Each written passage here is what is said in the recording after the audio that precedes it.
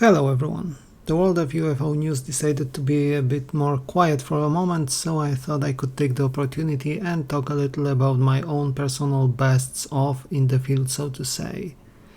Thus, without much further ado, let us talk about the most convincing UFO case. While there are quite famous mass sightings which are really difficult to refute, if someone asked me which is the UFO case which could convince the most staunch of skeptics, I would have to name the USS Nimitz 2004 encounter. This is not just because the case has been widely discussed and has been presented before the Congress by Commander David Fravor in 2023, which lends the case its credibility. The key to why I consider this case to be so important is the fact that we have a video which we have seen and which we can see on the screen now as well.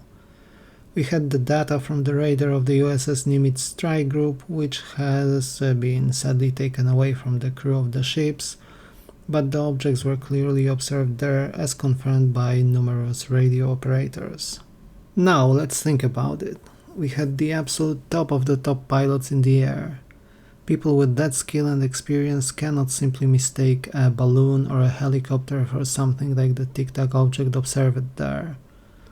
The same goes for the radar operators, who are extremely well-trained people, able to discern any familiar traces on the screen and the recorders. People of the highest possible credibility, not just because they are military, but simply because they are such good specialists. The best mass sighting.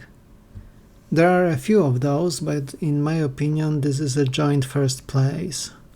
The Phoenix Lights of 1997 were seen by thousands of people, from the actor Kurt Russell in the air to the back then governor of the state of Arizona.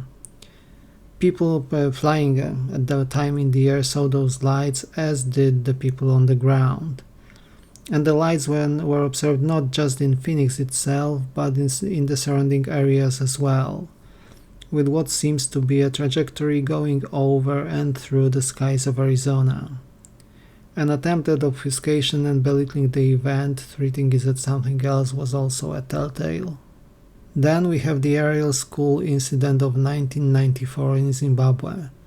We have over 60 children, most of whom are still alive and remember the events very well, retelling their experience of having seen a craft and alien beings with telepathic communication. There were drawings with unusual consistency, stories recorded from the children, and so on.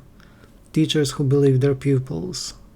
And last but not least, John Mack, psychology and psychiatry specialist from the Harvard University, studied the case and the children, and he saw no lie in their reports. The best alien abduction case. For many people, I think this could be either the Betty and Barney Hill incident or perhaps the story by Travis Walton, as these are the best known ones. But my favorite alien abduction story is the one called the Pascagoula incident from 1973. Two men, Calvin Parker and Charles Hickson, who were fishing at the time, were allegedly paralyzed by three creatures with slit-like mouths and crab-like pincers, and taken on board their craft. What touched me in that particular story is the fact that after the men regained their senses, realized that the aliens have left, they reached out for help with the local police.